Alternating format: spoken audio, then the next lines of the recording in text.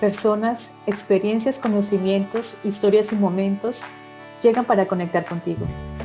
En Yascua no solo queremos llevar alimento que nutra tu cuerpo, también queremos ser un canal para que puedas nutrir tu mente y tu alma. Esperamos que este espacio cumpla este propósito en tu vida. Yo soy Marcela Pinzón y les agradezco por formar parte de esta comunidad. Esto es Yascua Podcast.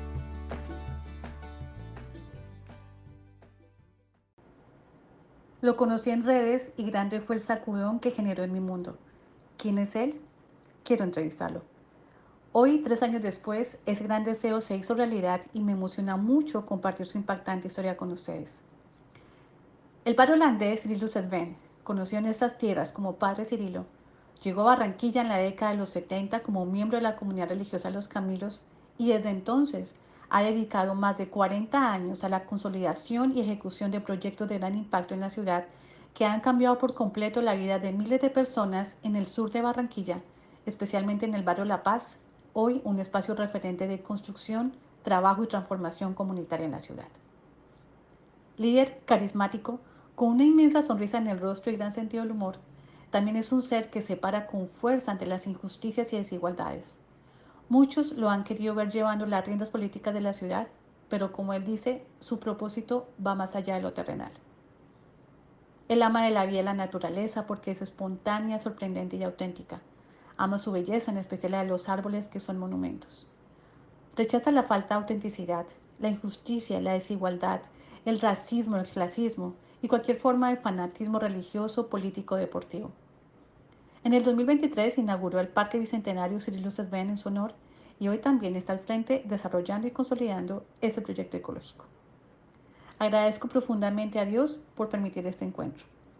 Espero que su historia, su propósito y labor también impacte sus vidas y que podamos ser apoyo en su camino.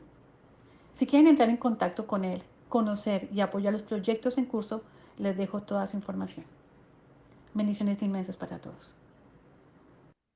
Bueno, comunidad de Yascoa Podcast, estamos nuevamente aquí conectados con un invitado muy especial al que le llevo siguiendo el rastro hace casi 2 años. Y bueno, finalmente él está aquí con nosotros. Estoy muy contenta de tenerlo en este espacio. Él es uno de los personajes más queridos de la ciudad de Barranquilla, una persona muy especial que para muchos es un ejemplo. Y bueno, estoy muy contenta de tener aquí al Padre Cirilo. Eh, Padre Cirilo, bienvenido. Gracias por estar acá con nosotros. Y yo sé que hay muchas personas que no son de Barranquilla que te están escuchando en este momento, de otros países también, que no te conocen. Entonces, nada, te dejo hablar para que tú te introduzcas y nos cuentes quién eres. Bueno, gracias Marcela, gracias por esta oportunidad para hablar un poquito de lo que nos mueve y conmueve, lo que entre todos, porque es lo más importante, lo que entre todos tratamos de hacer aquí en Barranquilla. Bueno, no soy tan importante porque ¿quién soy yo? Yo soy un padrecito ahí de Holanda. Sí, yo soy holandés. Nací hace mucho tiempo ya, ya soy un viejo. Nací en el 16 de diciembre de 1945. Y yo me defino ya así por esta fecha de nacimiento, que yo más bien me considero como el producto de la explosión de alegría por la terminación de la Segunda Guerra Mundial. ¿Será que ahí dijeron, ahora sí podemos hacer otro?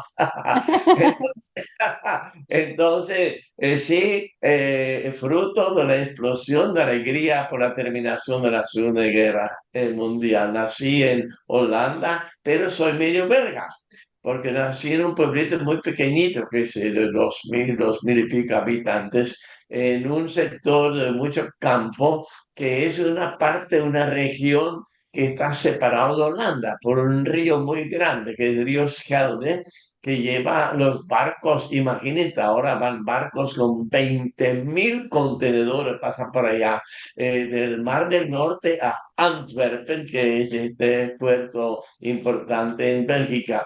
Hay una franja de Holanda que está separado de Holanda por este río y que también tiene otra cultura. Este ya quiero yo subrayar un poquitico, porque yo soy más bien más holandés, soy de Flandres, soy un flamengo, y es muy diferente. Los holandeses, un poquito como los alemanes, son muy estrictos. Y los flamengos, los de Flandres, son un poquito como los costeños aquí.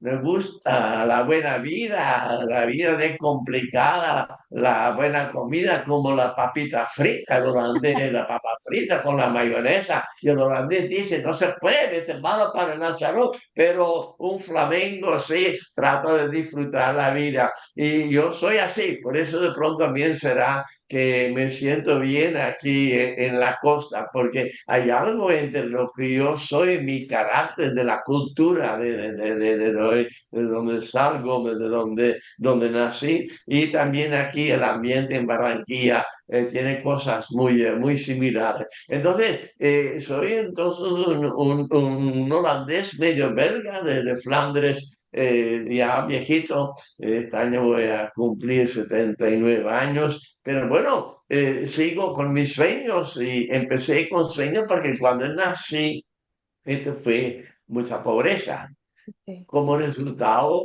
de la no guerra. solamente de la guerra, sino los años anteriores de la guerra también, por eso probablemente también empezó la guerra, mucha pobreza en toda Europa.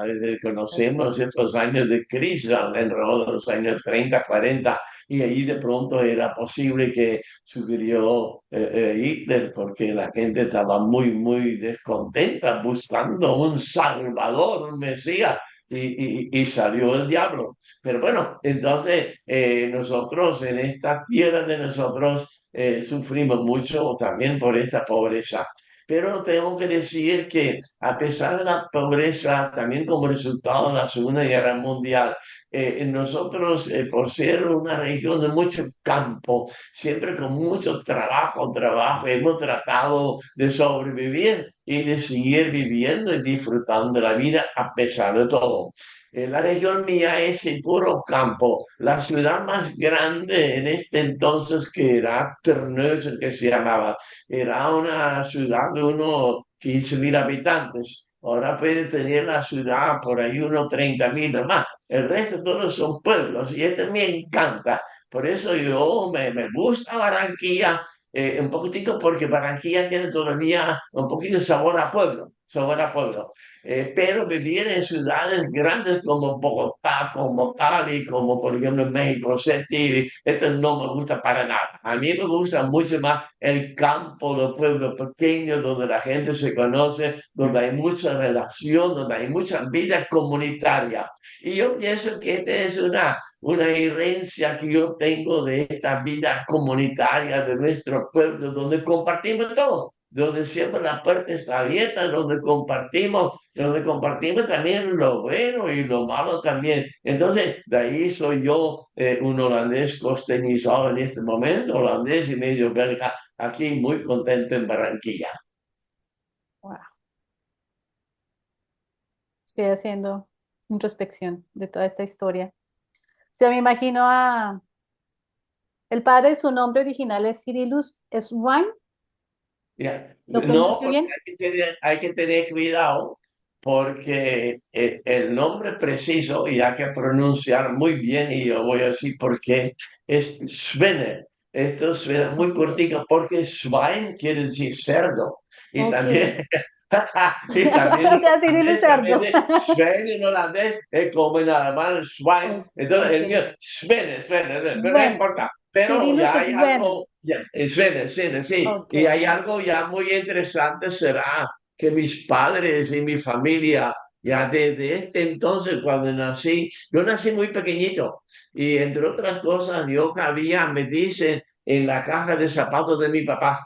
Y entonces me dicen que a mí tenía que bautizarme rápido y también y a dar el sacramento de la confirmación, porque ya recién nacido ya iba a morir, estaba mal, en peligro de muerte. Por eso, bueno, me bautizaron y me hicieron el sacramento de la confirmación. Entonces, nací así muy débil y todavía soy muy débil. Y entonces, en una familia donde era pobreza el denominador común, mi papá era un hombre muy bueno. Era un artesano de suecos, los suecos muy famosos de Holanda. Una pequeña anécdota. Cuando aquí, por ejemplo, en Barranquilla y también en otras ciudades, los muchachos empiezan a pelear un sector contra otro sector. Aquí sacan revólver, machete, piedra. Allá en el tiempo nuestro sacamos los suecos, empezamos a pelear con los suecos. Era peligroso, porque era lo que teníamos todos, zapatos de los Arma suecos. peligrosísima, un arma peligrosísima. Claro, claro, sí. Era la batalla con Sueco. Y muy bonito en estos pueblos pequeños, entre otras cosas, yo a pesar de la pobreza, y yo vi la pobreza, también un poquito porque mi papá tenía muchos sueños, pero le engañaron mucho, como a toda la gente pobre, le engañan de todas partes del mundo. Entonces él también y mi mamá siempre diciendo a mi papá, busca otro trabajo, porque aquí nos estamos endeudando, no hay para la comida, ¿cómo hacemos? Pero mi papá siempre dice, no, un día será mejor. Él entonces con su terquedad siguió. Entonces, con esta generosidad, él siempre trabajando duro para sus hijos. Nosotros éramos seis. Otra anécdota que de pronto es interesante porque yo soy el único varón y en este entonces este tenía una ventaja muy grande porque mis hermanas, la primera recibió un vestido y este pasó a la segunda, la tercera, la cuarta y la última. Yo no, yo era el único. A mí tenía que conseguir la ropa mía, pero así, la vida de pobre era así. Pero nunca nos ha dado, digamos así, vergüenza de ser pobre. Por eso yo pienso, es uno de los motivos que me siento bien aquí, bien entre la gente, porque yo siento como que puede sentir un papá que tiene que regresar a la casa y decir que no tiene nada. Y entonces tiene que aguantar todo lo que la mamá le va a decir porque otra vez no trajo nada a pesar de todo. Entonces yo siento este poquito como lo que hemos vivido nosotros, conociendo el sacrificio del trabajo. Y ahora voy a decir otra anécdota de mi papá. Siempre su hogar, siempre su hogar. Y mi mamá haciendo milagros, haciendo milagros. Entonces, comprando ropa para mí, pero para los demás, remendando la pobre ya. Todavía una anécdota. En este entonces era costumbre todavía de rezar el rosario en la noche. Entonces estábamos allá sentados en la cocina, un cuartico pequeño de creo que de 4 por 3 o algo así. Casi no cabíamos porque 6 hijos más dos éramos 8. Entonces rezando el rosario y mi mamá participando, pero mientras tanto remendando las medias allá, remendando. Y la pobre de tanto descanso allá, muchas veces se picó con la aguja en su propio dedo, ahí se despertó. Y mi papá ya era, comió un poquitico, sí tenía que rezar los Santo Rosario, pero cuando mi mamá se quedó así menos dormido, él así saltó del segundo al cuarto ahí para terminar rápido el rosario. Este fue un pequeño ambiente de casa. Otra anécdota de mi papá. Este era una cosa que yo todavía recuerdo a la gente aquí. Mi papá, todo lo que ganaba, y esto era poco, pero que muy poco, todo lo entregaba a mi mamá. Ella administraba la plática, la pobre. Él para él nada, nada, absolutamente nada. Solamente una vez por semana que normalmente los sábados se fue a Guapía. En Holanda, jugar ya no es como aquí, no tiene ninguna connotación, digamos, negativa ni nada. Eso es, bueno, es un deporte. Y él entonces, allá ellos normalmente jugaban el billar y el que ganaba entonces una cervecita. Y él siempre dijo, no, a mí me dan chocolate para mis hijos. Entonces cuando llegó en la noche después de jugar su billar, se vino a la casa con el chocolate para los hijos. Este es la vida de un hombre pobre, luchador. Y otra vez, otra anécdota todavía de mi papá, muy interesante además también. Él era muy buen arquero, pero muy buen arquero. Todavía años después, cuando él ya había fallecido, la gente del pueblo recordándome mi papá como arquero del equipo del pueblo. Y yo digo, claro que sí. Y mi papá era un internacional porque vivíamos en la frontera y pues los equipos de los pueblitos al otro lado de la frontera le invitaban para jugar allá. Entonces mi papá, un buen arquero, hasta un internacional que era. Bueno, entonces pues ya notas que a pesar de la pobreza, hemos disfrutado mucho la vida. Sobre todo de la vida en comunidad, comunidad del pueblo, todos éramos amigos. Y ahora que estaba en Holanda hace unos 6 semanas para un proyecto, hicimos una reunión con los de mi primer año de primaria, pero recordando todas estas cosas muy, muy, muy bonito, porque realmente siendo un pueblo de 2000 y pico de habitantes, todo el mundo se conocía, todo el mundo se conocía. Entonces era un ambiente, a pesar de la pobreza, muy bueno, pero en la pobreza la gente lo que hicieron era compartir, compartir. Y eso sí, aprendimos nosotros allá, los hijos de este se trata. Hoy no tengo azúcar, el vecino tiene azúcar y mañana yo tengo algo de mi jardín, entonces lo compartimos. El compartir de la gente pobre era siempre lo que no nos ayudaba a salir adelante para que la pobreza no nos afectara tanto. Y cuando mi mamá falleció, ella falleció ya hace bastantes años, en el año 2000. Yo celebré la misa del entierro del sepelio y yo recordé a la gente del pueblo, porque era el pueblo, todo el mundo conocía a mi mamá. Y dije, bueno, mi mamá sí, yo la he admirado mucho, porque yo no sé cómo hizo en esta pobreza de darle de comer. Yo sabía la pobreza, pero nunca sufrí por la pobreza, por los milagros que me hizo mi mamá.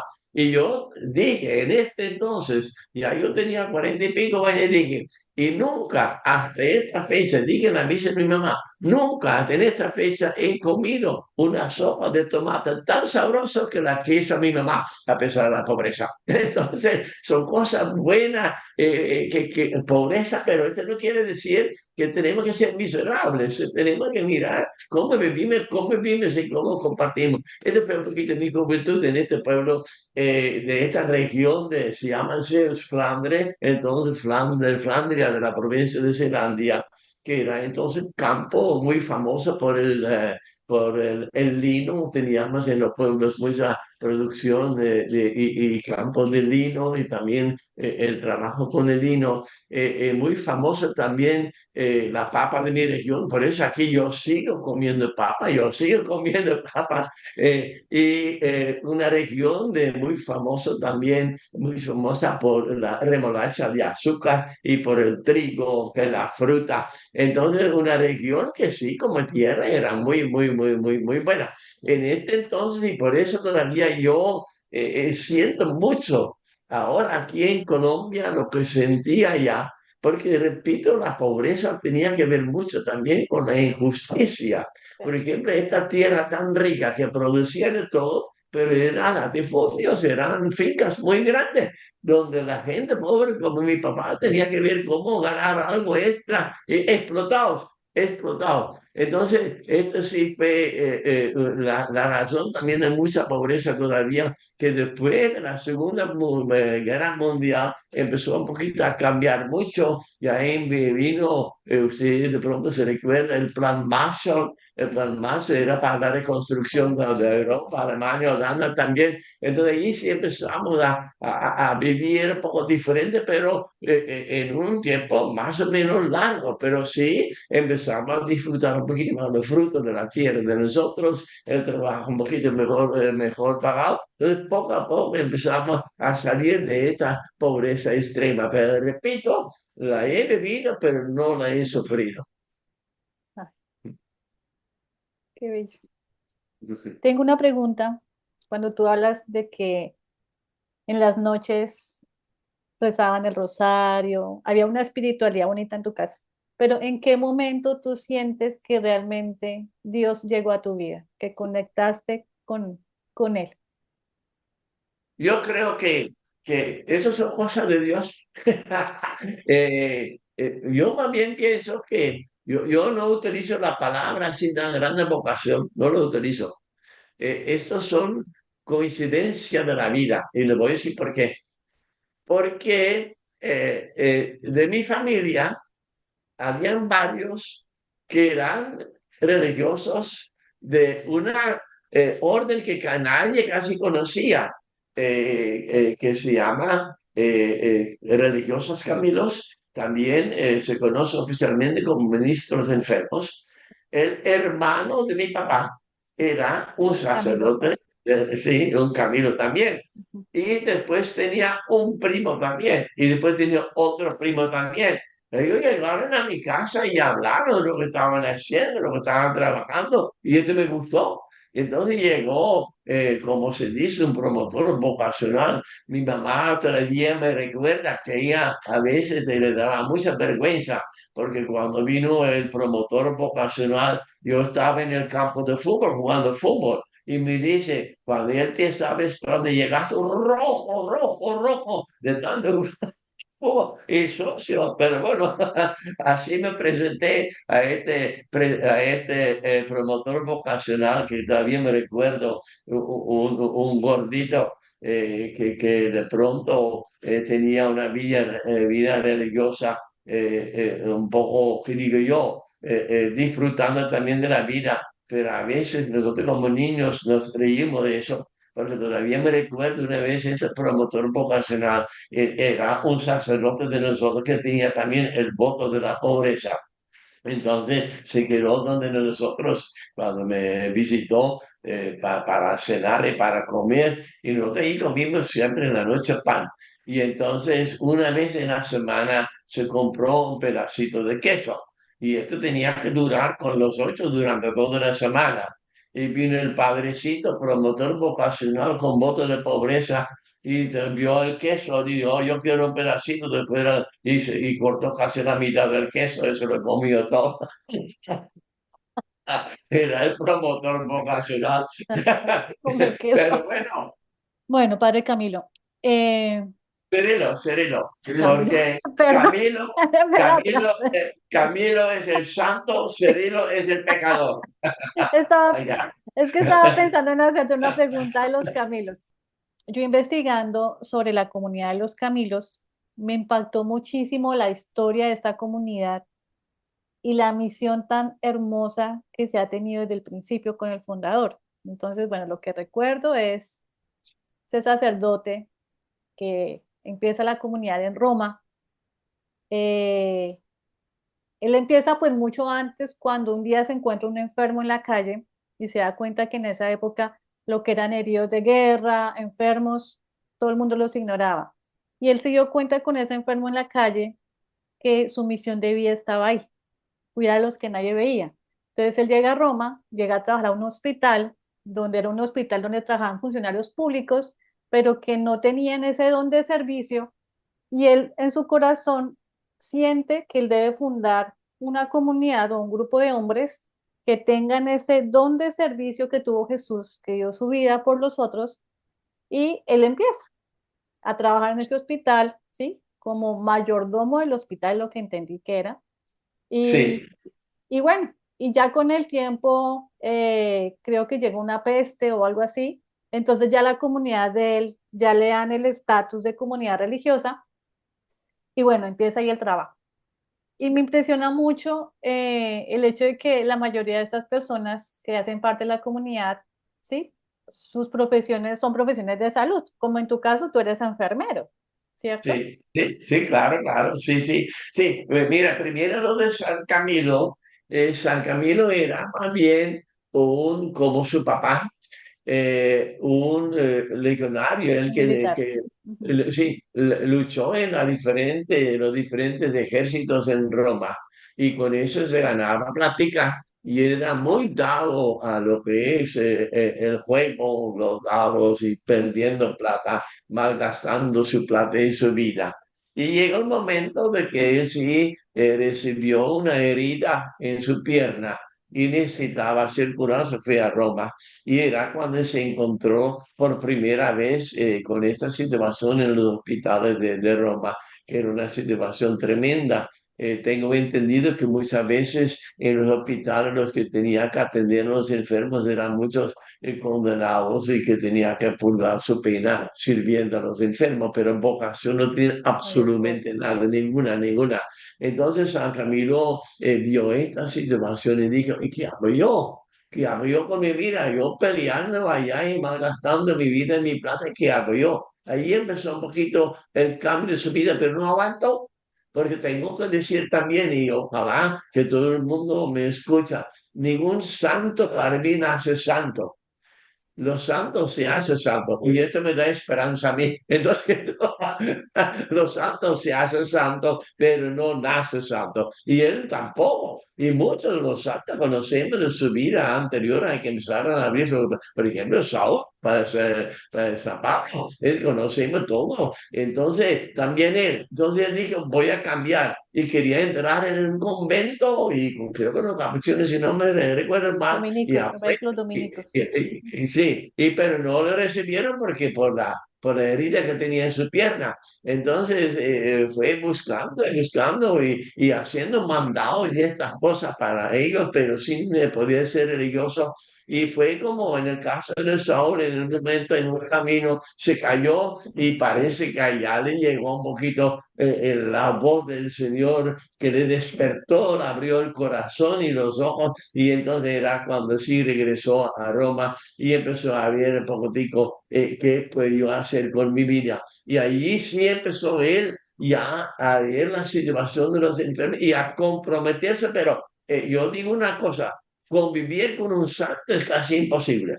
Porque los santos son muy exigentes, muy exigentes. Entonces también él para sus compañeros, él era bueno, era santo, era radical y radical allá. Entonces, pero así muchos que estaban allá en el hospital jóvenes le vieron a estos locos, para decirlo así, locos por el amor, por los enfermos, y lo vieron así y se sentían como contagiados por este espíritu de servicio de San Camilo y claro, y empezaron a acompañarlo. Y en este entonces, cuando uno ya quería tener una organización, porque ya con los 5, 6, 7 amigos ya se necesitaba un poquito una estructura, cuando a él le empezaron a nombrar también gerente de los hospitales. Entonces él sí empezó a mirar cómo puedo yo organizar, fundar esta obra. Y entonces ahí empezó, porque en este entonces era así, a hablar con el Vaticano para que ojalá un día pudiera ser recibido como una orden religiosa con todas sus propias características, con sus reglas, etcétera. Solamente había un problemita en el inicio que era que San Camilo no era sacerdote. Entonces él todavía como ya un poquito más viejo tenía que meterse, digamos, entre comillas, a humillarse, pues digo, a estudiar para poder ser ordenado sacerdote también. Ahí entonces empezó todo este cambio. Dios lo llamó y también la necesidad de la gente que él vio también lo llamó y empezó él allá a ver qué hago yo con mi vida, qué he hecho yo toda mi vida, qué he hecho. Y cuando ahí sí empezó a buscar otro destino, otro sentido a su vida y lo hizo de una manera muy radical. Y allí también es verdad lo que usted dice, empezó a crecer la orden y poco a poco fue a Roma, pero también las otras ciudades en Italia, después España y también Francia. hacia España y así. Pero también algo muy interesante, una cosa muy que nos ha dolido mucho y otra cosa interesante, lo que nos ha dolido mucho es lo que usted menciona. Claro, en esta época, como aquí hemos tenido el COVID, allá también tenían en diferentes tiempos y ciudades la peste. Y cuando había la peste en la ciudad, todo para afuera, todo para afuera, los médicos, todo lo que podían salir para afuera. Y entonces llamando a los caminos para adentro. Y así creo que perdimos casi la mitad de los religiosos caminos que dieron su vida en el servicio a los enfermos de manera muy radical. Entonces, estas son cosas que realmente nos marcan como caminos donde siempre decimos, nosotros tenemos cuatro votos. Y le voy a decir una cosa porque mi interpretación de los votos es de pronto un poquito herético, no sé, pero es un poco diferente. Normalmente los religiosos tenemos tres votos, que es el voto de castidad, el voto de la pobreza, de la obediencia. Imagínense, para mí que soy terco a la obediencia, ya es un poco difícil, pero los caminos tenemos el cuarto voto, que es el voto del servicio a los enfermos, hasta para dar nuestra propia vida si es necesario. Entonces yo digo, este es por lo que yo quiero ser Camilo, por este último cuarto voto. Y los otros votos son también votos no porque la plata es mala, no porque la sexualidad es mala, no porque la obediencia es un no. Oh, yo más bien digo, yo sí quiero ser libre para poder servir a los enfermos. Esta es mi interpretación del voto de la castidad. Entonces, lo que yo puedo conseguir no es para mí, es para servir a los enfermos. Y el voto de obediencia mía no es al superior, sino al enfermo, que es el enfermo que me tiene que matar. Así yo me hice el religioso camino y creo que muchos de los nuestros en este entonces también nos vieron de esta manera, porque lo principal era en el nombre de Dios, inspirado por Jesús, y yo hablo de Jesús de esta manera. La palabra de la iglesia dice, Jesús es la palabra de Dios hecha carne. Yo dije sí, porque a los sacerdotes les gusta hablar. Pero yo dije, si yo leo los evangelios, si yo miro todos los evangelios, la Biblia de que veo yo, que veo a Jesús, la misericordia de Dios hecha carne. Este es Jesús, no el que habla, sino el que obra, el que sirve. Y también en alguna parte dice, no he venido para ser servido, sino para servir. Jesús, la misericordia de Dios hecha carne. Yo creo que todos nosotros bautizados tenemos que ser, por eso también bautizados, para también ser nosotros la misericordia de Dios hecha carne. Si no hay misericordia en nuestra vida, no podemos llamarnos ni hijos de Dios, ni cristianos, ni nada, porque se olvida lo más y lo más importante de nuestra fe y de nuestra religión, la misericordia de Dios. Ya en el Antiguo Testamento encontramos siempre este Dios misericordioso y este es lo que Jesús nos muestra. Dios es un Dios de misericordia, el Hijo de Dios por excelencia, la misericordia de Dios hecha carne. Nosotros que podemos hacer ninguna otra cosa, también ser misericordioso con los que sufren, los que realmente necesitan ayuda. Otra anécdota pequeñita ahí, de los primeros ya, no años, pero un poquito posterior a eso, San Camilo logró que el Papa aprobara que nuestro hábito es un hábito normalmente negro en Europa, aquí puede ser blanco, con una cruz roja. Es el distintivo de los caminos. Entonces, estos caminos fueron también muchas veces llamados a los campos de batalla, donde había Como muchos heridos. templarios.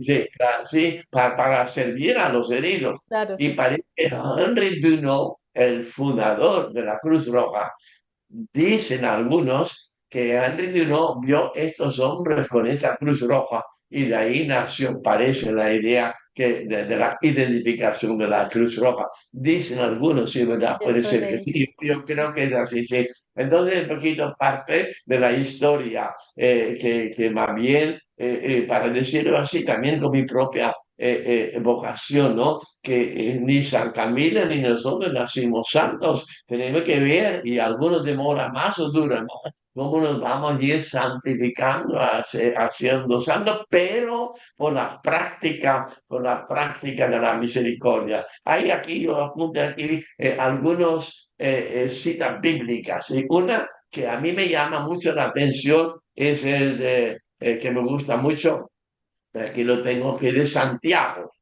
Santiago dice, la fe sin obras es muerta. Dice textualmente en Santiago 2:14, hermanos míos, ¿de qué les sirve si alguno dice que tiene fe y no tiene obras?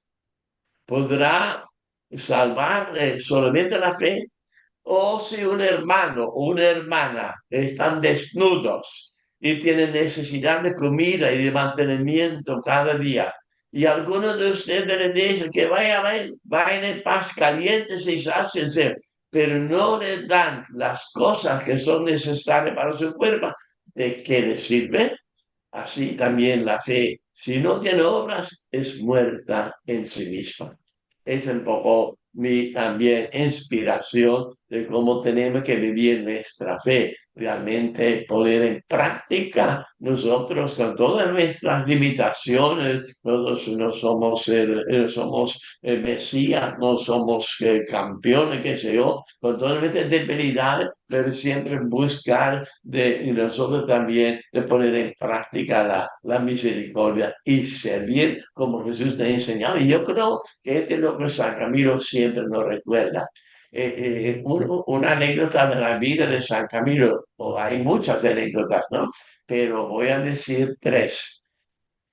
San Camilo, cuando empezó a ver cómo organizar la orden y cómo organizar su gente que querían acompañar, tenía muchas dificultades, muchas. En el hospital también la gente no le funcionaba. A mí me pasó lo mismo, aquí también muchas veces me pasó lo mismo. Entonces, él luchando y luchando, y él tenía como costumbre, cuando regresaba a la casa, que es la Magdalena, que es esta casa generalicia, que de la iglesia Magdalena cerca del Vaticano, allá él tenía costumbre, cuando regresaba de su trabajo cansado en los hospitales, él siempre se arrodillaba delante del crucificado que tenían en la sacristía, y siempre ahí sí decía lo que le estaba sufriendo y sus frustraciones, sus problemas. Y dice la historia que en un momento dado ya él ya no más. Entonces regresa a la casa, va a la capilla, se arrodilla y dice al sacrificado, Señor, ya no más. Yo tiro la toalla, ya no puede más. Y dice la historia de que el sacrificado, Jesús, quitó los brazos de la cruz, se inclinó hacia él y dijo, ánimo, pusilánime, esta obra no es tuya, es mía. Y entonces digo, San Camilo, si es así, sí, tú verás cómo me ayudas. Entonces, es un poquito lo que yo también trato de la dificultad. Decir, yo tengo una pequeña oración que más o menos indica lo mismo. La oración es así, Señor, el de los milagros eres tú, porque tú eres Dios. Yo no, entonces yo no puedo hacer milagros. Yo soy el del trabajo. Mira, Señor, cómo trabajo y trabajamos. Por favor, haga tú tus milagros. Ya tengo aquí 47 años, las obras están funcionando. Creo que Él sí hizo sus milagros. No yo, porque no lo hago, yo trabajo. Los milagros lo hace Él. Y este sí me da siempre ánimo de seguir. Ya veremos cuándo Él quiere y cómo quiere. Yo no puedo mandar a Dios, decir Dios tiene que ser mañana, me tiene que hacer esto. No, yo digo, aquí tienes en tus manos mi vida, el trabajo, tú verás cómo me ayuda. Yo sigo haciendo lo que puedo hacer. Es un poquito de mi expresión de la fe, y por eso yo sigo todavía hasta cuando Dios quiera. Me da ganas de llorar. Anoche, antes de acostarme, nos quedamos dormidos con mi esposo hablando de ti. Yo le estaba contando a él sobre quién eras tú y a quién iba a entrevistar.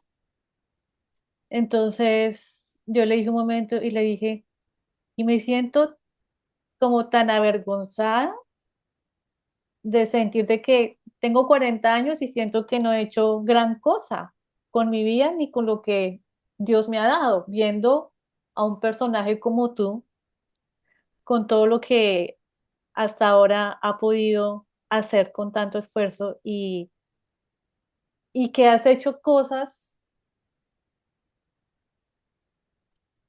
que se han mantenido y que han cambiado la vida de tantas personas y yo le decía, yo siento que no he hecho nada viendo a alguien así, ¿sí? Le decía a Javi, el padre Cirilo llegó a una Barranquilla en los años 70, llegó a un lugar que era la cola de la ciudad, sí, era el fin de Barranquilla, un barrio donde en los años 50 y 60 eran barrios de invasiones de toda esta migración interna que se sucedió en ese país, donde aquí al Caribe llegaron no solamente gente de otras partes del Caribe, sino llegó gente del interior, Sí. santanderianos especialmente, ¿sí? Aquí llegó muchos santanderianos viendo la violencia interior. Mi familia, de mi esposo, ellos hacen parte de esa migración de los 50 60 que llegaron acá. Sí. Entonces, muchas de esas personas llegaban completamente sin nada y pues lo que hacían era invadir. Y ese terreno, que era el fin de Barranquilla, que en los 50 60 uno de esos terrenos se convirtió en el barrio La Paz, ¿sí? Mm. 20 años después llega el padre Camilo a empezar a, o sea, tú llegaste a la ciudad y tuviste, aquí hay mucho por hacer, está todo por hacer. Lo que tengo entendido es que tú, originariamente tu plan era irte a Perú y, bueno, la vida te trajo acá y cuando tú llegas aquí a esa ciudad, yo leo en uno de los artículos que tú decías, yo me quedo acá porque aquí yo me sentí completamente bienvenido, recibido, sí, con alegría, con amor, en medio de la pobreza y que llegas en días de carnaval, donde aquí en Barranquilla, por más que la gente esté en la inmunda, pero de un momento a otro sacan la fuerza para celebrar la vida, para sonreír, para abrazar, ¿sí? Y tú decías que eso fue lo que te enamoró de esta ciudad. Y llegas a este lugar donde es un lugar donde en esa época no había avenidas, no había carreteras, era solamente polvo, tierra por todo lado, no había luz, no había servicios médicos, no había servicios sanitarios. Y en 45 años tú has hecho del barrio La Paz uno de los barrios que yo no soy de acá, padre Camilo, yo soy de Bogotá, yo llegué hace Mm. 7 años, entonces digamos que soy extranjera en esta ciudad, pero digamos que yo vivo aquí en Villa Carolina y yo digo, Mm. este barrio no tiene lo que el padre Camilo, lo que el padre Cirilo ha hecho en un barrio donde tienen mediatecas, bibliotecas, tienen hospital, hoy tienen un parque, una reserva natural, ¿sí? Sí, sí, Que sí. es la reserva Cirilo Sesbén, eh, y han hecho tantas cosas, huertas urbanas, ¿sí? Proyectos de huertas urbanas ya establecidos. Socialmente, lo que tú decías al principio, cuando tú decías que en la pobreza surge la colectividad, surge la ayuda. Mira, yo vivo en un barrio donde ahora apenas conozco a 3 vecinos, ¿sí? Donde cada uno vive en su mundo, donde cuando llegó el COVID, todo el mundo se encerró, nadie salía, nadie se ayudaba. Pero tú vives en un barrio donde hay ollas populares, donde se ayudan entre los vecinos, donde hacen cosas comunales, donde la Junta de Acción Comunal realmente funciona, sí, es un poder social y de acción del pueblo. Y yo digo, ay, me encantaría vivir en un barrio así, porque yo crecí en un barrio así, yo crecí en un barrio obrero en Bogotá, donde el barrio fue construido como La Paz, ¿sí?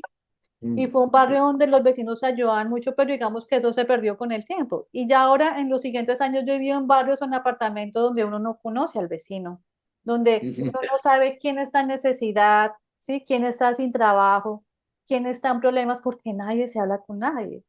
Y yo le decía a Mm. mi esposa, a mí me encantaría ser parte de una comunidad como La Paz, por ejemplo, donde yo sé que si hay un núcleo social, si se mueven, si se ayudan, y ver lo que tú has logrado, Padre.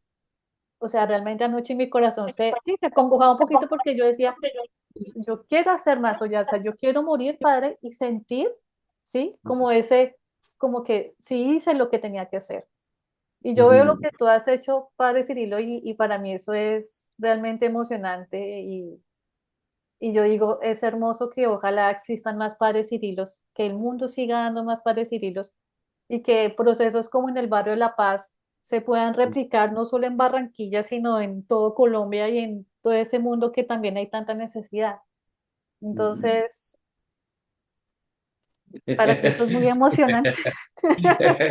No, gracias. Sí, algunas observaciones. Es verdad, cuando yo llegué aquí, La Paz era el último barrio. Sí. Se llamaba ya La Paz, pero era cuando antes, al principio se llamaba Palo Quemado. Palo Quemado porque la gente invadieron, empezaron a quemar troncos allá para tener su pedacito allá. Después, con la acción comunal, se dio por fin un nombre a este sector que era Rojas Pinilla. Pero cuando quitaron a Rojas Pinilla, dijeron, no quita este nombre porque nunca van a conseguir ninguna ayuda. Ahí Claro, fue que nació el cambio y nació el barrio La Paz. Pero después de La Paz no había nada. Yo siempre digo, lo que había era trocha y culebra, no más porque ni Circunvalar ni los solitos, esta madre no existía. Pero lo que sí existía era gente, y ahí está la cosa, que yo digo siempre a los holandeses. Los holandeses parece que somos de un país muy progresado, progresista, pero creo que muchas cosas hemos quedado atrás. Voy a dar un ejemplo de ahora. A mí a veces me preguntan, allá hay muchos niños de la calle. Yo digo, mira, en La Paz muy poco. ¿Por qué? Porque la gente los acoge. Yo conozco gente que acogen a alguien, a algún muchachito, qué sé yo, y empiezan a dar y a ayudar. Y no es como no es Bogotá como Medellín, donde sí de pronto hay canas, aquí también hay, porque no somos tan perfectos, pero es muy diferente. Aquí la gente acoge mucho más fácil a alguien que necesita, mucho más fácil, comparte su pan. El pobre comparte. Voy a dar dos ejemplos impresionantes. Aquí en este momento hay muchos venezolanos, migrantes venezolanos, y esta gente tiene que vivir de lo que pueden conseguir. Entonces y allá. venden tinto, venden chocolate muy sabroso, además también venden lo que es la arepa venezolana muy sabrosa allá.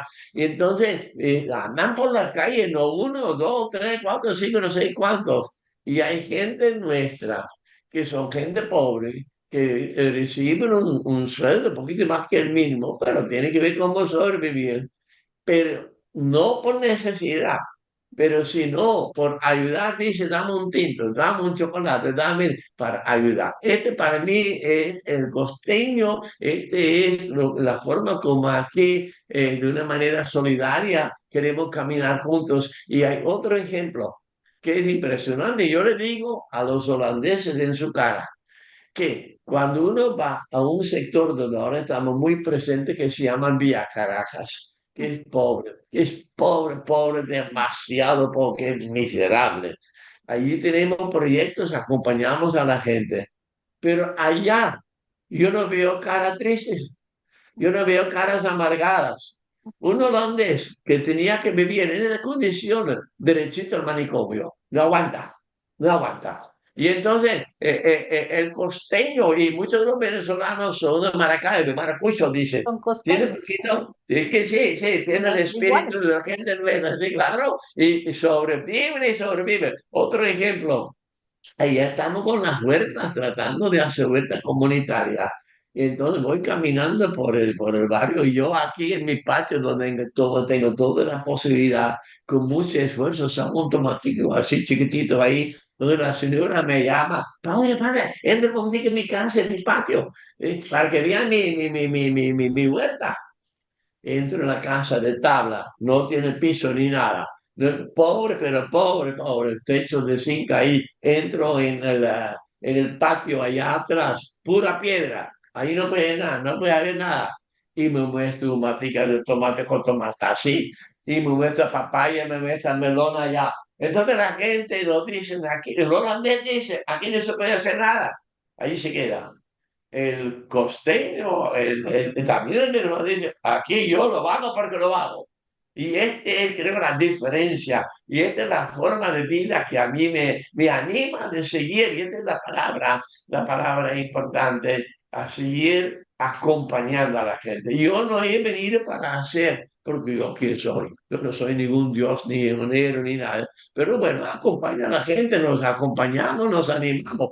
Y así como el panadero puede aportar algo del pan, yo puedo aportar también algo de lo mío. Pero todo tiene su valor, su propio valor es importante para la comunidad. Por eso es muy importante en este tipo de proyectos tener en cuenta que solamente pueden tener éxito cuando somos conscientes que debe haber 6 actores.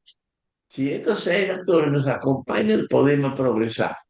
El primer actor es muy importante, es la comunidad organizada. Es lo primero que tenemos que trabajar, la comunidad organizada. El primer actor, el que tiene que participar, tiene que tener la iniciativa, tiene que decir qué es lo que necesitamos. El segundo es muy importante, que es el sector público, porque no puede ser que las autoridades digan, ah, sí, nosotros tenemos la plata, que ellos hagan el trabajo y se roban la plata, como en muchos casos. No, el sector público tiene que acompañar a la comunidad, tiene que participar en estas obras. El tercero, que es para mí la empresa privada, se gana la plata con el trabajo de nuestra gente. Y esta plata se tiene que reinvertir. Es plata o del trabajo o de las cosas que compran la gente a las empresas. Tienen que reinvertir también parte de estos dinero. La comunidad tiene una responsabilidad empresarial, social muy importante. El sector, entonces, de la empresa privada.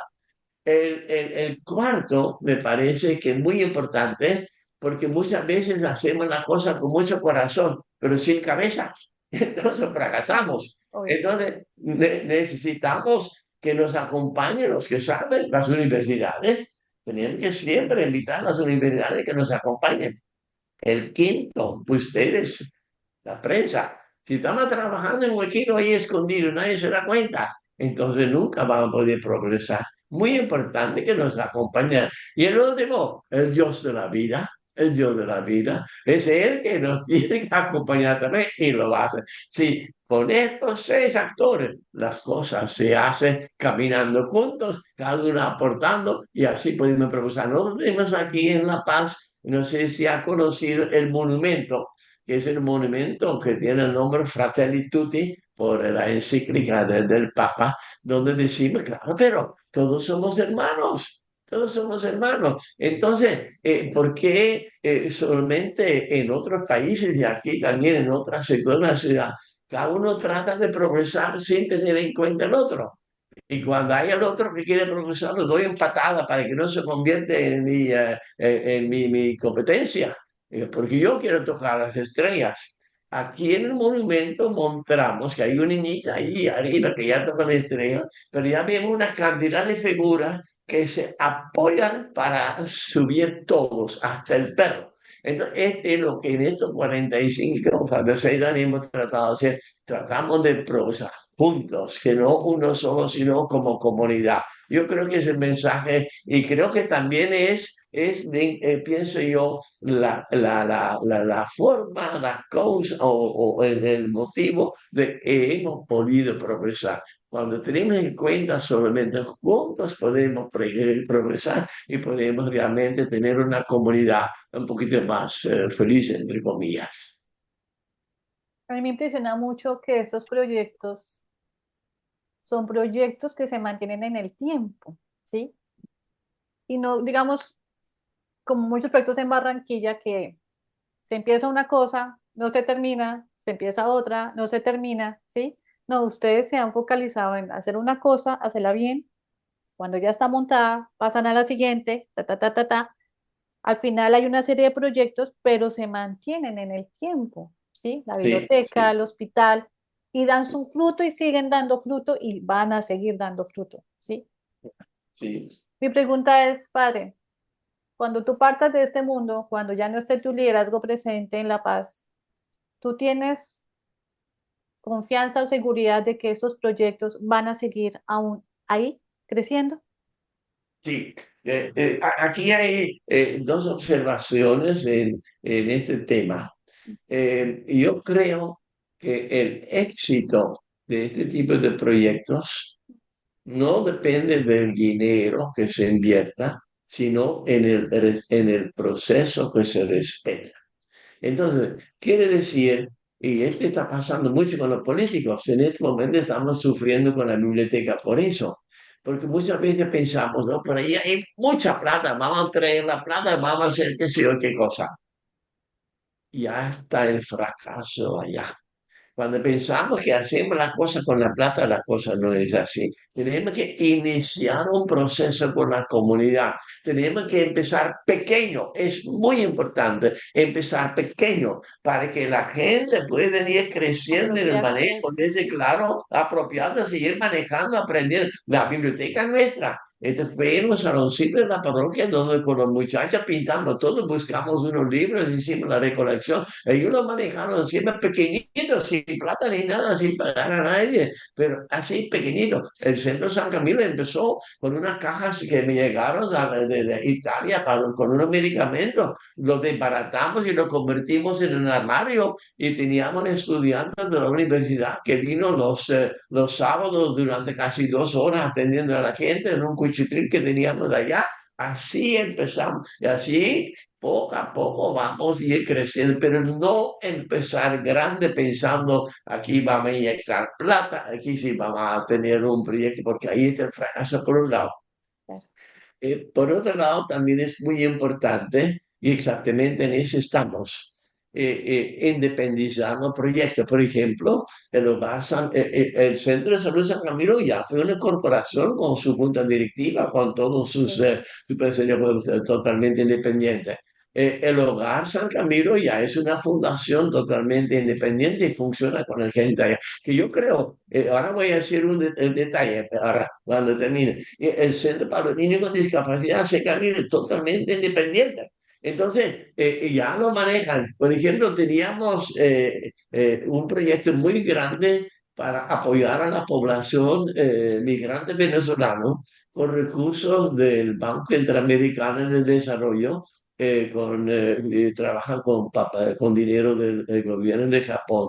Pero este es impresionante, complicado, complicado, impresionante. Contrataron a mí por la experiencia que tenemos para trabajar con la comunidad, pero no la experiencia por los numeritos. Entonces, teníamos que cumplir con uno y todavía una cantidad de requisitos. Yo tengo que firmar todos estos informes, no entiendo ni papa, pero sí el que maneja el proyecto, que es Harvey, que es el financiero, él sí entiende y habla tú a tú con los del banco. Y y voy a decir otra cosita porque es muy importante. Para mí es la garantía, contar con gente así que nos han acompañado desde hace muchos años, es la garantía que las cosas pueden continuar. Que iba a decir que estos proyectos, eh, yo sí tengo, ahora voy a cumplir este año 79, ya me he puesto de acuerdo con esta gente, con mi gente, que vamos a empezar una ruta para que yo poco a poco pueda ir entregando y que el gerente y que lo maneje. Y yo creo que hay algo muy importante también en eso. Yo que soy del campo, yo que habla mucho de finca y de los que han tenido una finca, los campesinos. Yo conozco de mi región un señor que tenía su finca como mi abuelo. Y mi abuelo ha sufrido, creo que se quemó 3 veces la finca. Y pobre, tenía que empezar a ver, tengo muchas anécdotas, porque él tenía que ver cómo sobrevivir él y su familia.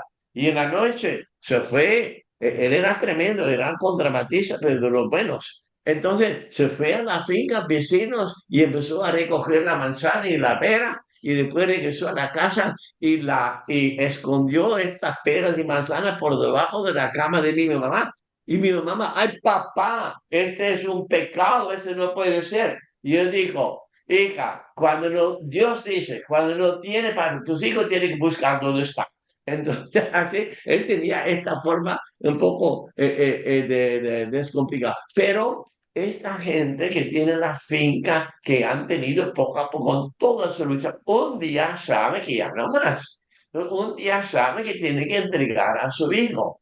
Pero es allá donde también tiene que tener la capacidad de tomar distancia, de no querer que el hijo lo haga como yo digo que lo tiene que hacer. Tener confianza, y este es un poquito mi actitud. Yo tengo confianza en mi gente, me han acompañado hace mucho tiempo, que ellos verán a su manera, diferente, pero no quiere decir que me va a ser peor, no, pero creo que hasta mejor todavía. Entonces, entonces, un poquito mi confianza que yo tengo en mi gente que nos ha acompañado tanto tiempo. Esta cosa este va a continuar, los proyectos van a continuar porque ya son resultado de un proceso largo. No Claro. solamente lo que el Padre sí lo ha hecho, sino lo que juntos hemos hecho. Yo me retiro y yo descanso. Yo digo, bueno, cuando ya soy un poquito más viejito y ya voy a tener problemas con el lancha, a mí no me meten en una senata ni nada. Me pongan en una finquita, vea, me pongo contra un árbol, déjame un poquito con mi babea y me deja ahí tranquilo. Pero ustedes sigan en la manera como ustedes piensan, sigan manejando los proyectos. Y un poquito el futuro que yo veo para nuestros proyectos.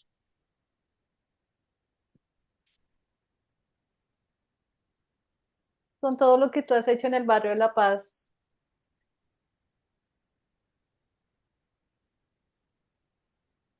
si tú hablas de los pobladores que hoy, sí, han visto todo este proceso a lo que empezaron, desde la parte humana, ¿qué cambios tuviste en ellos? ¿Qué cambios tú lograste, o sí, qué cambios tú lograste ver en estas personas que empezaron contigo este proyecto y que hoy siguen vivas?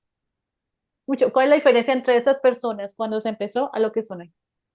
Sí, ahí hay una cosa muy importante y son dos. A veces, cuando a mí me preguntan, ¿el de La Paz ha progresado? Yo no contesto, claro que sí, porque mira que tengo la vía pavimentada, tenemos unos supermercados, hasta uno que tiene escalera eléctrica, no digo no. Si quieres saber si el barrio La Paz ha progresado, haga una investigación y mira cuántos profesionales tiene ahora el barrio gente que han podido hacerse ya tiene su profesión profesional y son los que ahora aportan. Este es el resultado y este es lo que muchos sienten, que ya sienten que ahora ellos sí pueden aportar. Y ya se ha quitado lo que digan muchos esta necesidad de pedir esta humillación que uno a veces tiene porque tengo que pedir que me den un pan que me ayuda. Ellos sienten que ahora con más dignidad pueden vivir por un lado. Y lo que yo también noto y siento, y es importante porque este fue algo que hace muchos años diciendo a la gente, yo encuentro mucha gente de La Paz ahora orgulloso de su barrio, orgulloso de su barrio. Yo me recuerdo en los años 80 80 y pico, cuando se había inaugurado en la época de Turbay allá, era 70 y pico, la urbanización del pueblo. Urbanización del pueblo era de un programa Soluciones Mínimas de Vivienda. Yo siempre he dicho, ni soluciones ni mínimas. Así, donde esta casita que dieron a la gente, no, ni se podía hacer el amor por tanto ruido que pasaba a la otra habitación, donde la gente en La Paz que no había agua, que no había luz, que no había tanta pobreza, querían salir a vivir en un cuchitril y a que tenían su casa un patio de 10 por 30 con patio y todo, una casita de pobre. Allá iban a tener un cuchitril para allá y como dije, ahí no se podía hacer nada. Y dije, no, quédese. Vamos a trabajar, luchamos para que también aquí hay agua, también aquí va a haber. Vamos a trabajar juntos. Hay gente ahora que me recuerdan eso. Y yo me quedé, porque usted me dijo que juntos vamos a trabajar en lucha y mira lo que yo ahora tengo. Entonces, un poquito para decir, este es el resultado de todo, una vida compartida, porque de eso se trata. Yo realmente insisto mucho en lo que el Bar La Paz representa, es más bien una convivencia humana donde entre todos miramos cómo podemos seguir progresando. Y yo creo que como para decir a los que nos escuchan, ojalá que siempre busquen eso. No, una cosa que fue en el tiempo de que no había agua y que no había luz. Hay dos maneras.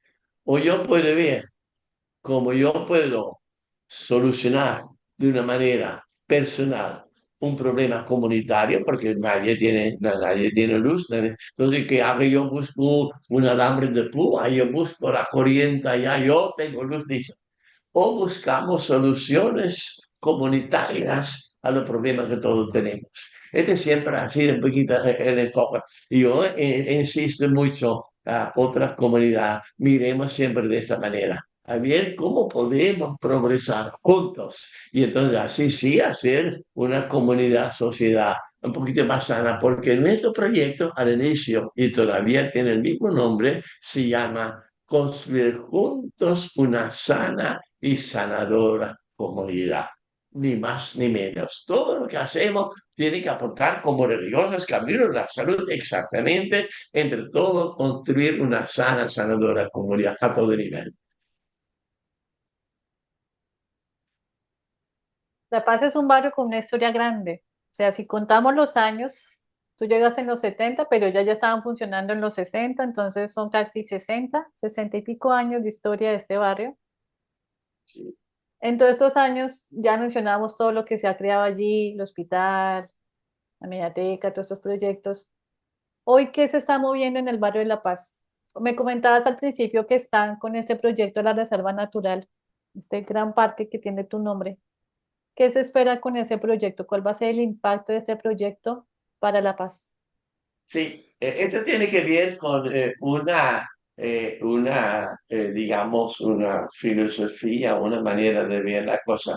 Yo digo muchas veces a los colombianos, yo no los entiendo, porque ustedes hablan todos el mismo idioma, el español, y no se entienden, y no quieren. El problema de Colombia es eso. Hablamos todo español y no nos entendemos.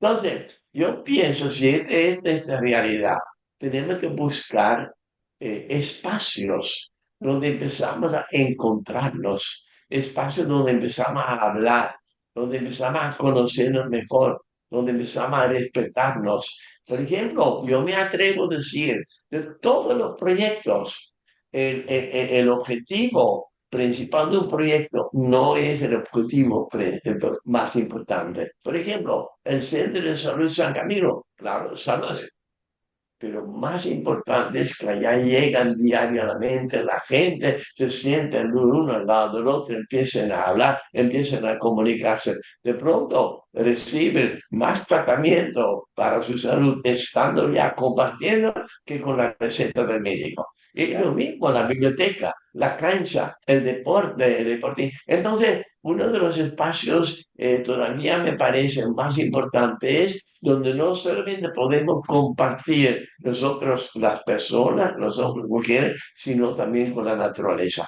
Entonces yo pienso que es muy importante que Colombia, que tiene esta biodiversidad tan grande, que empecemos a cuidarla y que empecemos a utilizarla como un sitio de encuentro. Yo puedo sentarme feliz en un parque así donde está la laguna y solamente mirar a mí mismo, mirar adentro, meditar, estar tranquilo, encontrarme a mí mismo, encontrar con el otro que también está allá, que se sienta al lado mío, encontrarme también con la naturaleza, que nos enseña mucho. La naturaleza habla. Yo me fui en el patio, yo siempre escucho que me dice una planta, y uno si sabe escuchar a la planta, se sabe si está bien o si está mal. Entonces yo a veces le digo a los que trabajan aquí de ahí, pero no escucha, no dice esta planta, ni de cómo me estás hablando. Entonces, encontrarse con la naturaleza que nos enseña mucho, mucho. Ahora voy a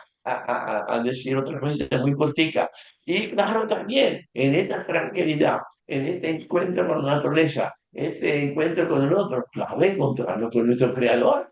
el mismo concepto creador y así enriquecerlo. Para mí, para estos espacios y casi todos los proyectos tienen que tener un denominador general que es el encuentro. Para eso sirvo, para encontrarnos y para así, creo yo, construir una convivencia armoniosa entre todos. Entonces, yo creo que las plantas, a mí me preguntan a veces qué tiene que ver las plantas con el trabajo. Yo dije, mira, a mí me enseña, por ejemplo, la orquídea, cómo tengo que y cómo puedo yo relacionarme con una persona, por ejemplo, los niños con discapacidad que tenemos en ese camino. Porque inicialmente nuestra reacción es, este muchacho que está más viejo, que está feo, y a mí nada, es un rechazo. Pero la orquídea me ha enseñado que muchas veces la orquídea como planta es fea, igual, es fea. Pero si yo pregunto a esta orquídea, ¿dónde quiere estar? ¿En el sol o en la sombra? ¿Quiere agua o no tiene agua? ¿Qué quiere? ¿Qué hago contigo? Un día, esta orquídea fea me va a dar una alegría ver esta flor bella e impresionante. Así también con los niños con discapacidad. Si yo mira qué necesita, dónde le pongo que hacer, un día con esta sonrisa inmensa me va a mostrar que realmente esta persona también lo podemos hacer sentirse bien. Y entonces, este es lo que me enseña la planta. Como yo tengo que mirar a la planta, escuchar y ver y observar, así también tengo que relacionarme con la gente con los que estamos. La planta nos enseña mucho. Ojalá que escuchen la mesa la naturaleza. Me acuerdo que en una de las entrevistas que leí tú decías que tu profesión frustrada era ser agricultor, Ah, sí, porque claro. tú amas profundamente la naturaleza y lo que tú me decías, cuando me contestabas que es lo que más amaba en la vida, tú hiciste una pequeña oda a la naturaleza y ahí se entiende por qué. Me conecta mucho con algo que leí de los Camilos, que en un momento ellos se dieron cuenta que, bueno, los Camilos son una comunidad que cuida enfermos, pero se dieron cuenta que no era suficiente, no estaban haciendo lo suficiente con cuidar al enfermo, ¿sí? Sino que había que empezar un trabajo atrás, mucho antes de la enfermedad. Y Sí, es lo que sí, de alguna forma ha pasado en La Paz. Entonces, no solamente fue fortalecer este centro de salud, ¿sí? Que actúa en la enfermedad directamente, sino que con estos proyectos se busca equilibrar esa parte mente, alma, cuerpo, ¿sí? Con sí, las sí, bibliotecas, con este parque que están construyendo. sí, Y es maravilloso porque, o sea, ahí ustedes encontraron la triada, alma, mente, cuerpo, ¿sí? No solamente lo físico, sino también es lo que no se ve, no solamente lo racional, sino lo racional también. Y ustedes lograron sí, encontrar eso ahí. sí, sí. Es maravilloso eso. Y yo quedo impresionada porque tú eres un role model, padre Cirilo, tú eres un líder innato, ¿sí? Y ese liderazgo tuyo de poder llegar a un sitio, ver que está todo por hacer, ¿sí? Ejecutar, desarrollar y mantener, que es lo que supuestamente deben hacer nuestros gobernantes, nuestros líderes, nuestros alcaldes, ¿sí? Tú lo has hecho, o sea, tú perfectamente podrías haber sido alcalde de Barranquilla y haber esto que hiciste en La Paz recreado a un tamaño mucho más grande, pero pues supongo obviamente que eso está ligado a que tú no hiciste eso y yo creo que hubieras tenido la posibilidad, si tú te has lanzado a la alcaldía, votos hubieras tenido, eso sí, Sí. pero yo creo que eso está ligado obviamente a tu misión principal. Tu misión principal no es administrar, no es liderar, no ser parte de un poder, porque eso no hace parte de, ¿sí? De tu misión de vida como religioso. Pero me impresiona eso, o sea, que si tú hubieras estado en otra vida como alcalde o como presidente, hubiera sido una locura, ¿ves? Y es ese tipo de liderazgo es por lo menos yo durante muchos años fui a política. Yo soy millennial, sí, esta generación que no cree en nada, no vota por nadie, y yo empecé a votar hasta hace 6 años que nació mi hija. nace mi hija y yo, mi primera votación por un presidente fue cuando nació mi hija hace 6 años. Ujú. Antes yo era completamente apática a eso, pero yo te veo a ti y yo digo, si existiera más Cirilos, créeme que yo sería la primera haciendo fila para estar votando, ¿sí? Sí, sí. A mí en el pasado a mí han sugerido ese tipo de cosas, Claro. pero yo siempre he contestado dos cosas. Una cosa es que yo soy demasiado terco para eso. Entonces, ya cuando uno se mete en política, ya uno empieza a depender de otros. Por ejemplo, aquí la alcaldía de Barranquilla tiene que hacer uniones y entonces ya viene las exigencias, las presiones y ya no puede hacer lo que uno piensa que tiene que hacer. Ya Pero yo está soy mamá. demasiado terco para que otros, hasta a veces con la iglesia, tengan mi dificultad. Y hasta con la orden, me cuesta que otros me dicen lo que tengo que hacer, por un lado. Por otro lado, sí, al inicio, cuando yo llegué aquí, los que estaban aquí estaban también, y esa era la idea, y todavía la mayoría de nosotros estamos como capellanes en el hospital de Barranquilla, en la clínica del terminal, estamos en la escuela de enfermería y en otros. Y exactamente el sitio donde vivían los Camiles cuando yo llegué era en Los Andes, donde se estaba terminando la construcción del hospital allá en Los Andes y también el hospital de los seguros que teníamos ya, que todo se acabó.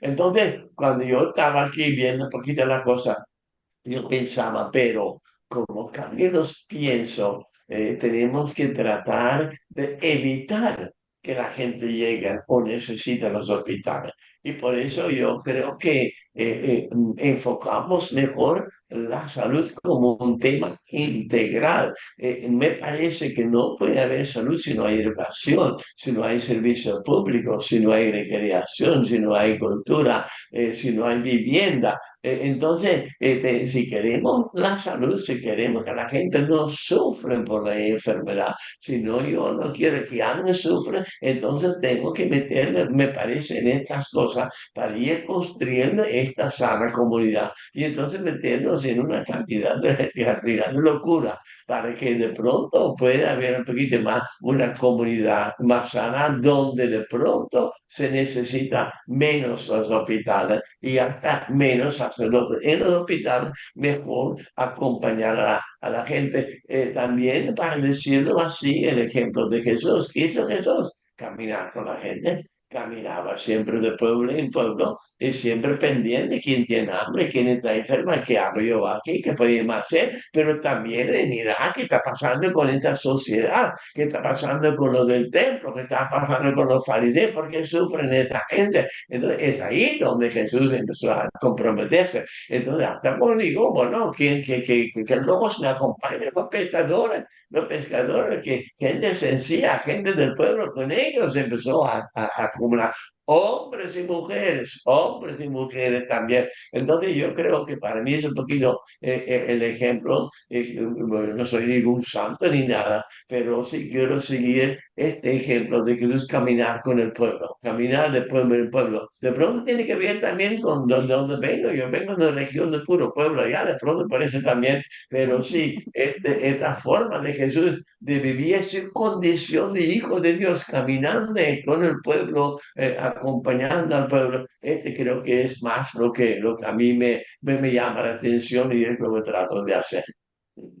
Padre, qué hermoso.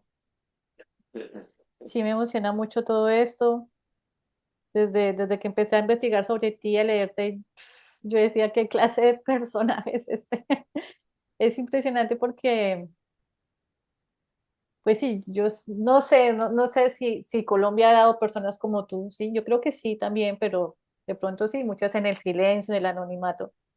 Eh, pero a mí me emociona mucho eso, de que una persona que no es colombiana, que no tiene nada, nada, nada que ver con esas tierras, y que la vida ya la haya traído en su juventud y tú hayas arraigado y hayas echado raíces tan fuertes en el pueblo colombiano y bueno, acá en la región Caribe, es muy emocionante, ¿sí? Una persona que esté dispuesta a dar su vida por una nación que no es la suya, ¿sí? Por un pueblo que no es el suyo, Eh, Eso es una clase de amor que creo que muchos no entenderemos jamás, ¿sí? Y realmente yo sí te agradezco de verdad por creer, ¿sí? Por ver un país que muchos no han querido ver, por amar una naturaleza que muchos no somos capaces aún de amar, ¿sí? Por querer conservar, por querer preservar, por querer sanar. Algo que me emocionó mucho en Los Camilos es que ustedes creen que cuidar a un enfermo es como una madre cuida a un hijo, ¿sí? Eso es el nivel de amor que ustedes ven a las personas. Y cuando yo leí eso, a mí me emocionó mucho hasta las lágrimas, porque, o sea, uno ama a su hijo porque es el hijo, porque hay una relación de sangre, ¿sí? Pero que haya un grupo de personas que sean capaces de creer eso mismo y aplicarlo hacia desconocidos, ay, padre, sí, eso para mí es milagroso. Es un milagro y por eso yo me siento tan emocionada y tan agradecida de que este episodio quede grabado, de que no sabemos tú hasta cuándo vas a vivir, pero yo sé que esto va a ser una memoria, sí, una memoria histórica, va a ser una memoria hermosa para esas personas que de pronto quieren hacer algo y no saben cómo hacerlo, escuchando a ti van a tener como muchas luces, ¿sí? Y realmente te agradezco mucho por haber hecho posible este espacio, Padre Cirilo. Eh, yo quisiera hablar contigo más, grabarte 4 horas, pero yo sé que también tú tienes tus ocupaciones. Y bueno, yo tengo una pregunta. Por lo menos un barranquillero aquí del norte, ¿sí? Que quiere, no sé, ir a fotografiar o a conocer. Te pregunto, hay muchos que tienen ese temor de, no, pero por allá es peligroso, eso la van a atracar, la van a robar, la van a matar. ¿Eso es cierto? ¿O cualquier persona puede ir al barrio de La Paz, puede ir al nuevo parque que están haciendo, puede ir a visitar, a conocer la historia, los proyectos, también ir a colaborar sin ningún problema? Sí, así es, y te estamos diciendo a todos los que nos visitan, yo creo que el peor consejero es el miedo. Ujú. Entonces, si lo dejamos por el miedo, entonces voy a decir una cosita. Si uno empieza a dejarse influenciar por el miedo, se acaba todo. Aquí una vez, hace mucho tiempo, si había violencia, una vez entraba en la iglesia, que era del M-19, después resultó que era porque querían apoyar, pero sacaron armas y entonces de ahí la gente se asustaron, fui en la misa, empezaron a dibujar, a hacer cosas en la pared. Entonces, y después, yo estaba celebrando la misa, y cada vez que yo vi a alguien allá atrás, decía, yo conozco a todo el mundo. Entonces, cuando yo vi a uno que no conozco, ¿y qué hace esta persona aquí? Entonces, en el principio me daba miedo, pero después yo pensaba, bueno, si es posible que van poniendo en la fila, vienen para la comunión, sacan un arma y me matan. Y yo pensaba, ¿y eso qué? ¿Es un huequito? Y yo no siento nada y ya. Los que de pronto suben son los que se quedan. Entonces, ya traté un poquito de manejar esto, lo que puede hacer el bien de nosotros. Y verdad, aquí en La Paz, mira, ojalá que una noche venga un fin de semana o algo así, a disfrutar lo que es la vida en La Paz, aquí, la Plaza de La Paz, al aire libre. Aquí estamos mirando, estamos viendo, estamos hablando sin ningún miedo, estamos disfrutando. Entonces, creo que este miedo viene por muchas cosas que la gente ha sufrido, pero yo creo que en La Paz hay otro ambiente también en el parque. Yo ahora mismo, después de esta entrevista, voy a ir al parque, voy a caminar y hasta ni miedo tengo a la culebra ni a la araña, porque yo ando sin media tirada en mi bicicleta, porque hay el miedo que... Pero sí, voy sin ningún miedo, más bien disfrutando, disfrutando. Y yo creo que invito a la gente que venga también a Colombia, a conocer Colombia. Colombia es un país muy mágico, muy mágico. A mí me ha gustado mucho viajar y conocer, pero últimamente por mi problema de columna que tengo, más bien trato de quedar aquí en la región, pero por ejemplo la Sierra Nevada de Santa Marta, impresionante, tengo unos amigos allá, allá está una reserva natural de una alemana y brasileña que se llama La Cova, impresionante. Allá voy, la vía no es vía, uno sí tiene que ver cómo llega, impresionante, pero una belleza impresionante. Y esto es solamente un pedacito de todo lo que tiene Colombia. Entonces yo creo que invito que sigamos disfrutando de tantas cosas que Dios nos ha dado. Sigamos también cuidándolo también y sigamos más bien un poquito compartiendo esta alegría, este disfrute y menos lo que es el miedo. El miedo acaba con todo. También hay una cosa, son dos cositas que yo quiero también subrayar. Por un lado, sí es verdad, el miedo nos quita el ánimo de hacer las cosas. Entonces ya nos quedamos, no vamos a conocer porque tenemos miedo de que nos va a pasar. Y otra cosa también muy importante, ojalá que no perdamos los sueños. Para mí, una persona que ya no tiene sueños, muerto está. El que tiene sueño tiene para qué vivir, a dónde vivir. Siempre tiene algo que le anima. Yo me levanto con este sueño, no sé si lo logro, pero este es lo que trato de hacer. Entonces, por un lado, sí, y quitar el miedo y dejarse impresionar por tanta belleza que hay. Y por otro lado, no perder la capacidad de soñar. No y este es lo que Dios hace. Mira, si Dios no fue así, ya hubiera acabado con el mundo. Dios sí sigue apostando, sigue el sueño de este mundo, a pesar de que nosotros tratamos de dañar tantas veces, pero Dios sigue con su sueño. Nosotros también tenemos que seguir con estos sueños. Entonces es un poquito lo que también le da a uno que fuerza de vida, es sabor de vida sobre todo. No perder sabor a la vida, no perder los sueños y dejar un poquito a lado los miedos que podemos tener. Padre Cirilo, si hay alguien de los que te está escuchando, empresario, bueno, que tenga como el deseo de colaborar con tu misión, ¿qué hay que hacer? O sea, ¿cómo es posible poder colaborar con los proyectos del Barrio La Paz? Sí, hay muchos donde nos pueden colaborar.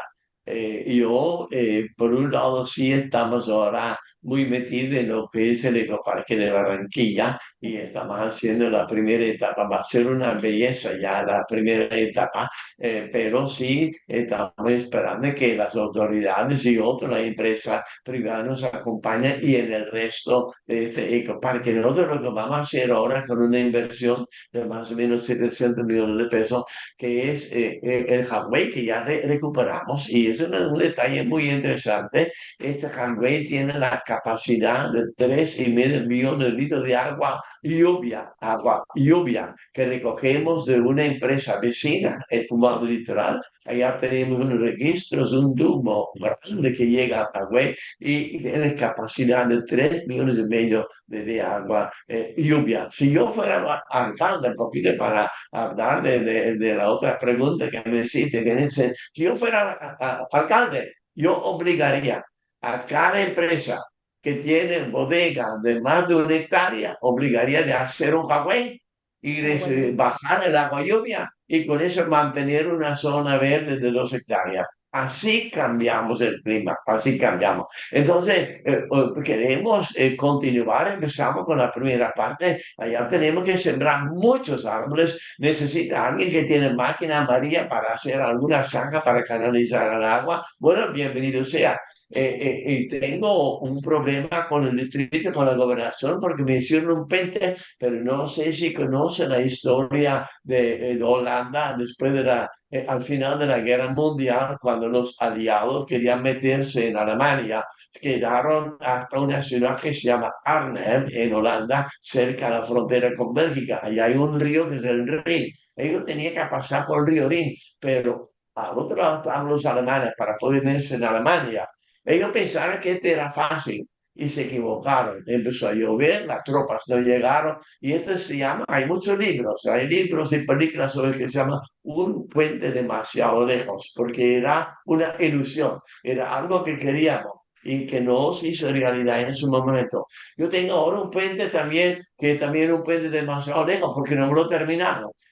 Hicieron la subida, hicieron por encima del arroyo y la bajada no. Entonces también es una ilusión. Ojalá que las autoridades nos ayuden, ojalá una empresa que nos ayude para terminar, para poder entrar ya en esta zona donde dentro de unos 2 o 3 semanas empezamos los trabajos, pero hay que terminar el puente. Necesitamos que nos ayuden con algunas máquinas, necesitamos algo porque queremos hacer contrapeso a la destrucción que sufre Barranquilla, la destrucción del bosque seco tropical en todas Ok. partes del mar. Sí, entonces invitamos, los inviten a que sembremos árboles y árboles y árboles para tener un poquito de contrapeso. Entonces es el parque Bicentenario de Barranquilla. Claro, también invito yo a los de Mario Santo Domingo, hablan con nombre propio, ellos me conocen. Ellos una vez me invitaron a una organización que se llama Fundación Ramiro Moreno. Ellos apoyan mucho a todos los proyectos en todo el país con mucha plata.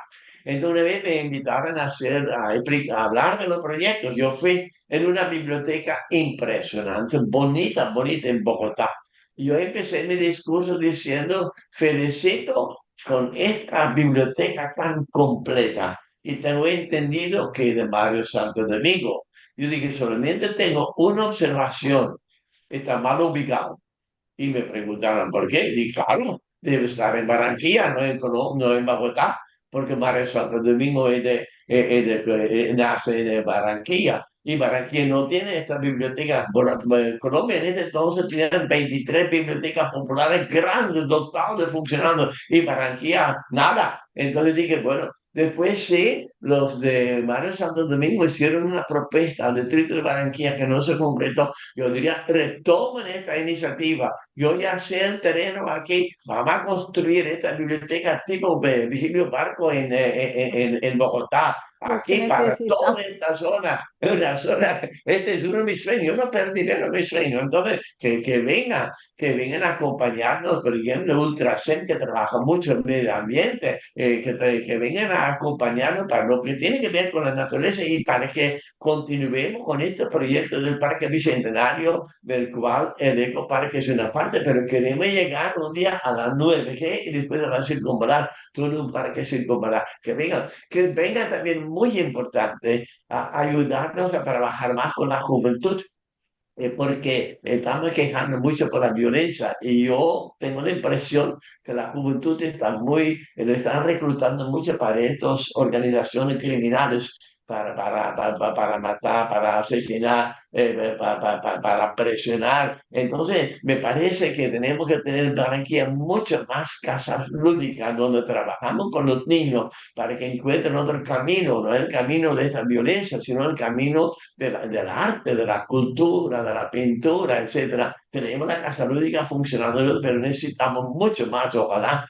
Tenemos un proyecto muy interesante, muy bonito que necesita apoyo, que es en un sector de una población afrocolombiana en Nueva Colombia. Allá tenemos el Centro Comunitario Cultural y Ambiental de Nueva Colombia, muy bonita además también, pero ya quiero hacer algo más como similar aquí en Barranquilla. Nos faltaría poder comprar una casa, hacer una plaza donde la gente se encuentra, o que no tengan en cuenta, pueden vivir su cultura, pueden encontrarse, mostrar todo su talento que tienen y hacer todo un proyecto completo. Bueno, bienvenidos a eso. Ojalá que también nos acompañen en la atención a los venezolanos en Viajaraje, porque si es muy pobre, tenemos que empezar a pensar pero en grande, en lo que es la reubicación de esta gente, porque ahí no pueden quedar. Entonces, ojalá que los que nos escuchan dicen, sí, yo te quiero ayudar, además otra cosa muy interesante, muy necesario.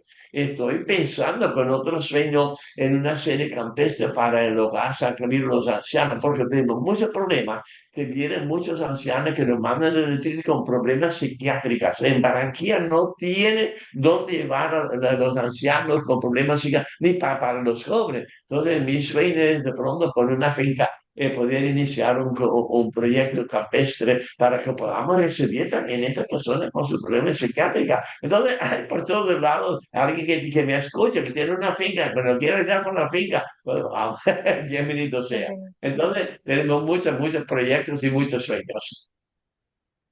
Esto me conecta con algo ya para terminar. Eh, en una entrevista decía, la base de la fe es la acción. Y supuestamente somos un pueblo que más del 80% es católico, o sea, creyentes. Hay una espiritualidad muy fuerte en Colombia, ya sea, bueno, católica y ahorita protestante también. Entonces, esa es una invitación, ¿sí? A todos los que crean o no crean, especialmente los que creen, que entendamos que si tenemos fe, si decimos tener una fe, entonces es hora que entremos en acción y que ese ejemplo que tú nos das sea como un baldado de agua, de verdad, para mí es un baldado de agua esto, de despertar y decir, hay mucho por hacer, ¿sí? Y hay muchas personas o muchos jóvenes que si quieren hacer voluntariado y su sueño es irse a África y no sé qué, y el hambre de África, no, o sea, da la vuelta, ve al sur de la ciudad y ahí encuentra la pequeña África, entonces no hay necesidad de irse más lejos porque aquí tenemos todo por hacer. Entonces, esa también es una invitación. Sí, claro, muchas gracias, sí, claro. Para terminar de pronto, porque digo, sí somos muy católicos, creyentes, religiosos de toda religión. Yo creo que no podemos decir que la fe católica es la única. Dios no es propiedad de nadie. No tenemos que respetar eso. Pero a mí me da un poquito de cosa y por eso muchas veces fracasamos, que es el fanatismo religioso, el fanatismo político, el fanatismo hasta deportivo. Pero podemos amar mucho a la iglesia, pero realmente de hacerlo de una manera muy consecuente. Tenemos que ser muy auténticos y hacer la cosa por amor y no por un fanatismo tampoco. Entonces, vivir nuestra fe, pero de esta manera, un poquito para resumirlo, pero Jesús nos dice, no he venido para ser servido, sino para servir. Bueno, y ya para cerrarle, eh, dos cosas. Una, si las personas quieren entrar en contacto contigo, con los proyectos que se han llevado a cabo en La Paz, ¿qué hay que hacer?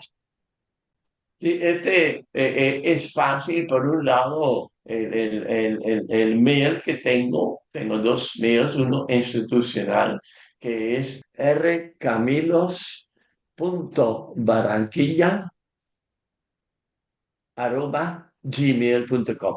Ok, Sí. Y el segundo es muy significativo porque es un lema de mi provincia. Mi provincia ha tenido que luchar siempre contra el agua. Siempre nos inundamos y contra el agua. El peor desastre fue cuando nació mi hermana menor en el año 1953, donde se inundó toda la región nuestra.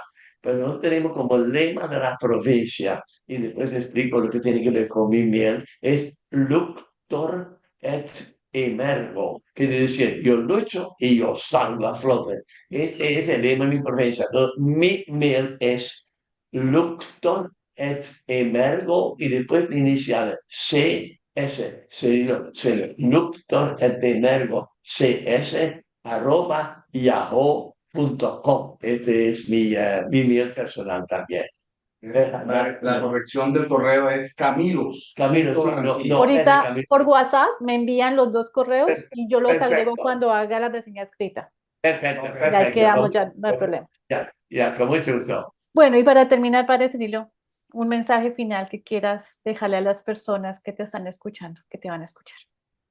Ya, mi mensaje es en este momento lo que ya habíamos dicho anteriormente.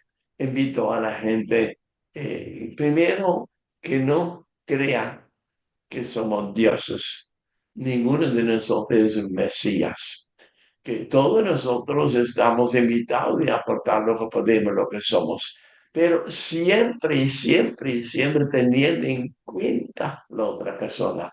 Entonces, siempre el progreso que buscamos pues, no debe ser individual, personal, sino comunitario, siempre comunitario. Entonces, mi invitación es para que sigamos pensando, no pierdan sus sueños, pero tratan de realizar sus sueños en común, actuar con los demás. Entonces, no perder los sueños, hacer la realización de los sueños en comunidad con los demás también, porque así es donde yo creo que podemos progresar. Y para terminar, no pierdan el sabor a vida, porque es solamente siendo felices en lo que hacemos, sí podemos seguir progresando.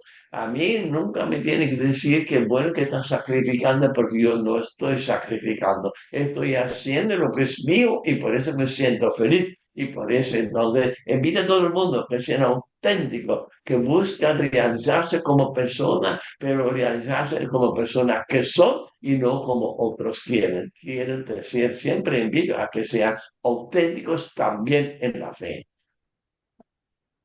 Qué bello. Ay, Padre Cirilo, muchísimas gracias por estas casi 2 horas. Creo que es el podcast más largo que he hecho. Estoy muy feliz que haya sido contigo y de veras te agradezco mucho, mucho. Dios te bendiga, Dios te dé muchos años de salud y de su voluntad y que, bueno, este proyecto de alguna forma sea despeja para futuros proyectos parecidos y que así como me inspiraste a mí, como también me has sacudido desde que he empezado a leer sobre ti y bueno, espero reaccionar y poder hacer realmente algo que yo diga, ok, vamos por el camino que es. Y realmente te agradezco de veras por ser un ejemplo y nada, por esto. Muchas gracias, Marcela. Muchas gracias por acompañarnos y ojalá pronto nos vemos. Si te ha gustado este podcast, compártelo. Puede que a esa persona que tienes en mente también le sirva. Y si quieres estar atento a todas nuestras novedades y no perderte ninguno de nuestros podcasts, síguenos en redes sociales como @yascuapodcast o búscanos en nuestro sitio web www.yascua.com. Gracias por compartir este espacio con nosotros. Bendiciones.